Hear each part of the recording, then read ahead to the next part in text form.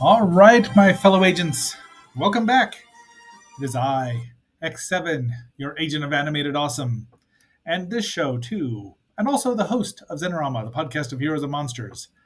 I mean, this Avengers United They Stand is not as awesome as it could have been. It took them another almost 15 years, 10 years at least, to get a good Avengers show out there. But they did. They had two or four seasons of it. Anyway, we'll talk about that at some point in the future, as I say a lot. This is the ultimate episode. We're doing the last four because essentially it's two episodes and then a two-part episode to make the final storyline. And before we get too much further into this, please like, share, subscribe, leave a comment. Let me know what you think about this show. How'd you like the designs? Did you like the designs? And armor. And I wish I could steal from Jill Barrett of Just Stab Me Now fame and, you know, critique the armor, especially for Hawkeye and Wanda, whether it was workable or not. But I'm just not quite up to speed there because I just don't care enough. Unless it looks cool, I'm not too worried about it. Most of this armor does not look cool. Be that as it may, Avengers fans, assemble!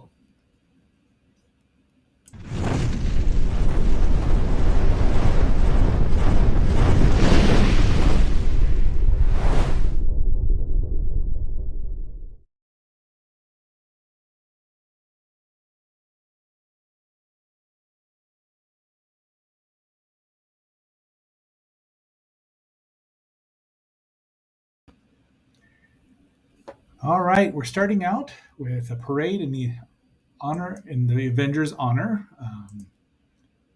I don't know, maybe I think it's Thanksgiving, so everyone's there. The Vision, of course, has questions because he's still new, and suddenly all of the floats come to life, including this weird-looking Godzilla knockoff. One, Jan's got her ridiculous. I don't know why they had to go with such, an extreme insect look, but whatever. And Hank embiggens himself to be Giant Ant-Man to fight the fake Godzilla, but gets sprayed by these weird particles by that jester. And it affects him. He keeps growing and growing. He gets bigger and bigger. Meanwhile, the Avengers have to stop all the wild toys, which they do. I mean, it's pretty funny. Not a big fan of parades, so this would be more exciting than most parades. Never gotten into them. Yeah, there's a bit of Tigra there. I think if they'd have done more episodes, they'd have had a romance between the Falcon and Tigra, which could have been fun. They certainly, implied that there might be something there. Hank walks back to the Avengers mansion, then crashes, but apparently doesn't break anything. Like, he lands on. So some of the animation is not as good as it could have been, but. And the Vision, they're trying to figure out what's wrong with him. Then Egghead shows up on the news. Now, Egghead is a long-term Henry Pym / Ant-Man foe. I mean, he's been around. He's never looked like that before. Interestingly enough, they figure out that, he was the jester on stilts, and he, infected Hank with these egg particles. But he comes in and he wants to cure him and gives him a zap, and then Hank just keeps shrinking. So we've got Honey, I Shrunk the Ant-Man, or Giant Man. I thought these were tardigrades at first, but he just calls them dust mites. I think tardigrades wasn't quite a thing at that point in time. This episode was first broadcast February 5th, 2000, and he just keeps shrinking. So, it's the incredible shrinking Ant-Man. Ooh, I bet I can get more of these if I think about it. I mean, the atom could go down to subatomic size, but Hank never could. That wasn't a thing. The Silver Age atom, Ray Palmer and his successors. So off they go. Jan's got stealth armor, looking a lot like the Black Widow, which, since wasps and spiders are notoriously natural enemies, as every time Spider-Man showed up and he and Jan just didn't like each other because probably pheromones. I bet she didn't like Jessica Drew either, the first Spider Woman. But and they're trying to they like we can't take time to test it. And now Wanda's got armor. The most powerful member on the team has armor. Of course, I don't know if she's a mutant or not in this one because she has to invoke her winds of change. She might as well be speaking backwards. Yeah, this program has a lot of issues. The armor notwithstanding, but Wanda, Jan gives Hank the cure. They pretend he's dead, and he shows up. They get him on recording saying that he's smart, that Egghead committed it. So the Avengers are cleared. They spray him with some shrinking stuff, which they capture him and send him away. They say, well, we'll have another parade and the Avengers can come back. And Tiger is like, I'm over parades. I do like her hands. But be that as it may. And we go right into the Sorceress's Apprentice, obviously based on the Sorcerer's Apprentice. And we get introduced, I believe, for the first animated time to Wanda's mentor, Agatha Harkness, because she's trying to figure out how to save Wonder Man, Simon, and how to find her. So off the Vision goes with her because, of course. And there's the Grim Reaper looking awful. That does it. I mean, he does say that he's Simon's brother, and they do talk about it, but there's such a complicated history with that. I mean, it makes sense for the first part, but he is Simon Williams' brother, Eric, which kind of makes him also the Vision's brother. Vision, who went by a couple of different names, if I remember correctly. Jim Hammond was his Human Torch, nom de plume, or nom de whatever, Vivri, maybe. So off they go. And now, the Black Panther defeated the Grim Reaper even before the Vision was around because, he thought the Grim Reaper thinks that they've killed Simon. And then now we're at Harkness Manor or Mansion or whatever it is. And there she is with Ebony, her cat, which was, I think, completely missing from WandaVision. But this really obviously predates WandaVision. So I would have gone for I just wish this was better, this show. But then Salem's 7 show up, the Salem 7. I remember when they were introduced, I think there's 7 witches or magicians or wizards, I don't even know. Oh, they show up in Agatha all along, which your humble agent has not watched. Probably should. Bruticus, Gazelle, Hydron, Reptilla, Thorn, Vacuum, and Vertigo. And that's Jason Nicholas Scratch. Yeah, I mean, really. Let me scroll back here. Nicholas Scratch, which is, he's the son, he's Agatha's son, which she just says right away. I think it was kind of kept secret for a minute, but I don't remember anymore. Zaps occur, they kidnap Agatha, and so Wanda and the Vision are there. The rest of the Avengers are fighting the Grim Reaper, who is armored. I mean, this is not a bad looking suit, but it's armor. Why does he? Anyway, I do like this that both Wanda, Ebony's there with the Vision. They contact Hank, and he's like, "Oh, we're too busy with the Grim Reaper." Ebony's blepping. That kills me too. I don't think it was intentional, and now the Vision's holding Ebony and fighting Pose. And you can figure out who they are. That's Reptilla and other people. There's Nicholas. Ebony can turn into a giant panther, right from the comic books. But they capture everyone, and look, they've got the $sign on there. I don't like this. They use this a lot for the Vision, which makes him more robotic than Android.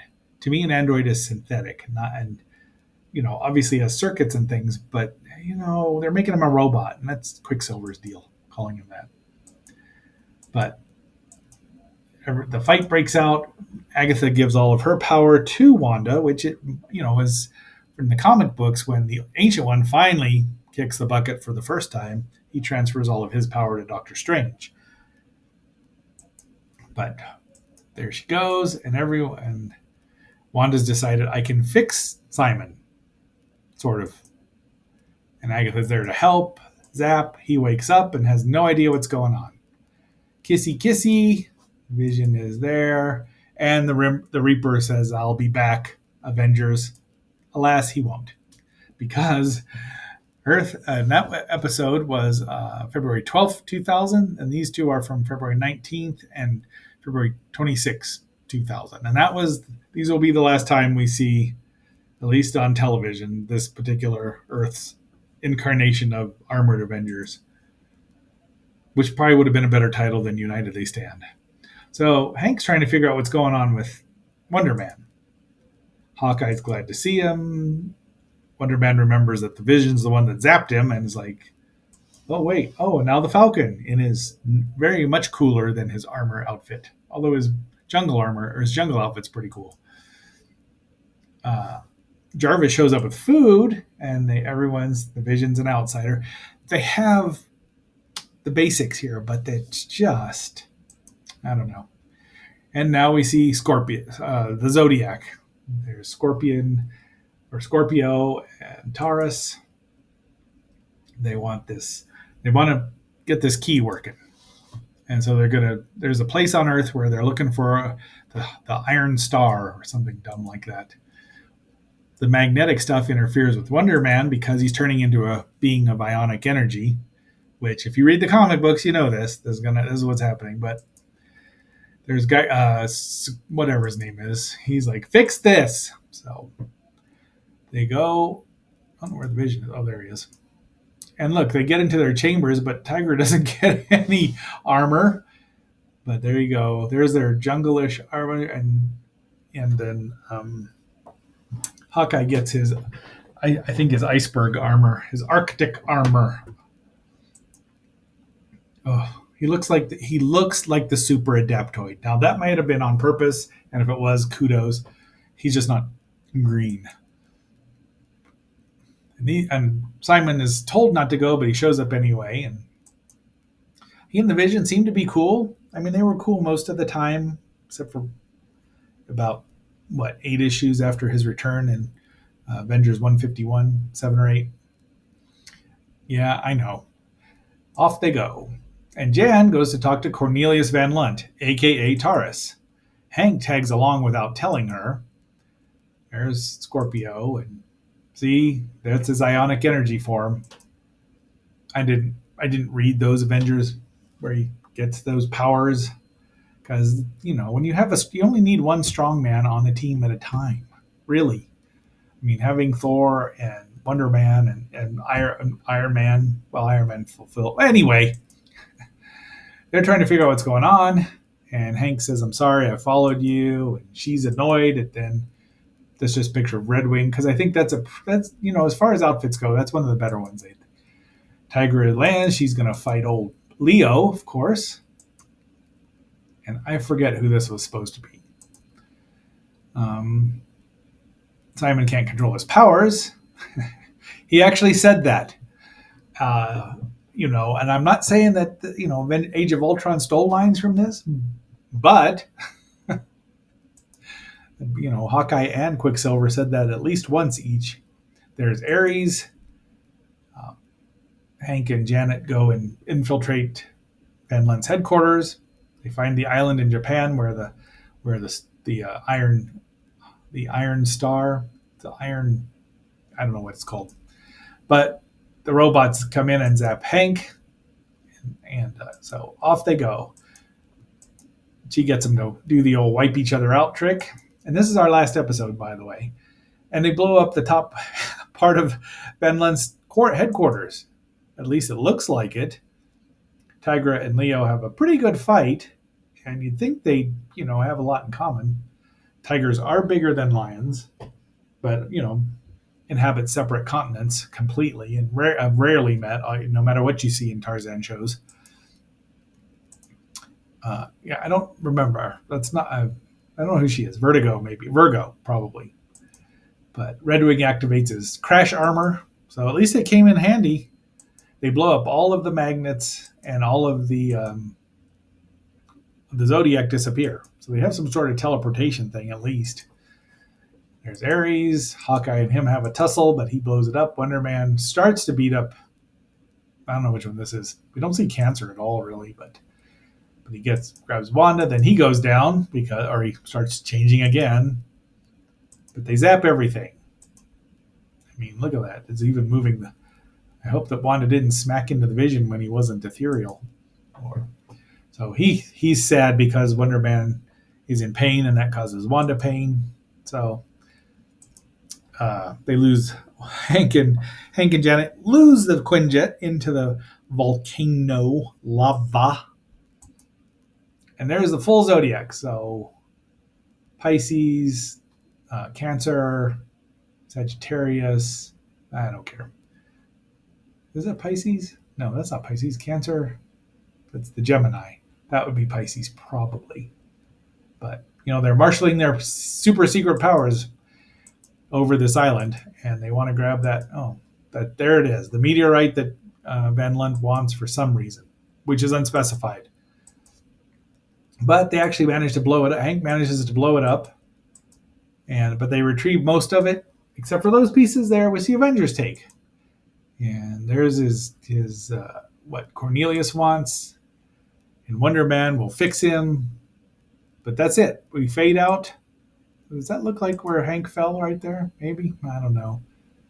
There's a lot of things to like about this show. It's just, they try to have quips too much, and the voices sound so much like X-Men voices because a lot of them were from the X-Men. I can see why it didn't garner much, big ratings. It just isn't. It's just not very good. I don't think that they had toys that I think I saw them, but I'd rather have the classic ones. Anyone wants to get me a classic Vision, Wanda, and Tigra? I'm here for it. Even had a comic book that ran what? 7 issues, low sales. See, nobody liked it. Sorry, guys. You know me. I wanted to like it. Had the Vision and Tigra in it, and Wanda. Alas. So I'm not quite sure what we're reviewing tomorrow. I'm going to put a little teaser on there, but probably not any of those movies. All right, my fellow agents. Until our next assignment, this is X7 signing off and phasing out with our last Avengers United. They stand assemble.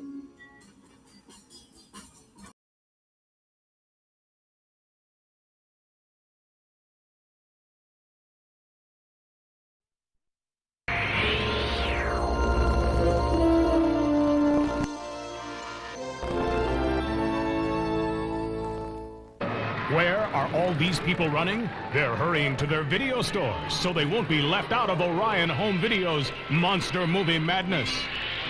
Some of Filmdom's favorite freaks are coming to thrill customers this November for just $19.98 each. Oh, very good. Wonderful. It's terrific. From outer space to ocean depths, from Korea to Japan, these cantankerous creatures are wreaking havoc at every turn. It's coast-to-coast monster madness. Look at that! Just when you thought it was safe to go in the water, the monster from a prehistoric planet is coming ashore to make some waves. Their baby has flown the nest, and now Mom and Pop are hunting him down. The natives are restless until these 3 rowdy reptiles are reunited. It's all over. Oh, no, it's not. This extraterrestrial is earthbound, and not even the courageous crew of ABB Gamma can stop him. He's X from outer space, and he's destroying everything in his path.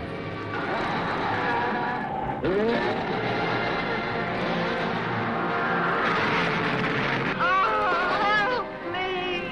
Things really start moving and shaking when Yongari, monster from the deep, comes to town. It's Yongari, he's coming out! He's the new guy on the block. and the neighborhood will never be the same. Save the earth. Save the earth. Save the earth. Only one thing can save the Earth from this sack of sludge. Godzilla! That's right. The big guy's back to battle it out in Godzilla versus the Smog Monster. He slides. He flies. He tries the evil eye, but he's no match for the granddaddy of them all, Godzilla. Godzilla! Thanks a lot! Monster from a prehistoric planet. Yonggary, Monster from the Deep. Godzilla versus the Smog Monster. And the X from Outer Space. 4 fabulous monster movies packed with firepower. Coming from Orion Home Video at just $19.98 each. Orion backs this monster movie collection with ads appearing in these trade publications and these enthusiast publications for a combined circulation of over 2.5 million readers. We are also providing a full-color fold-out brochure, an eye-catching poster, and an alluring cassette box for each of the 4 titles. Remember, the order cutoff date is October 31st, and the street date is November 16th. Monster movies, only $19.98 each, coming from Orion Home Video.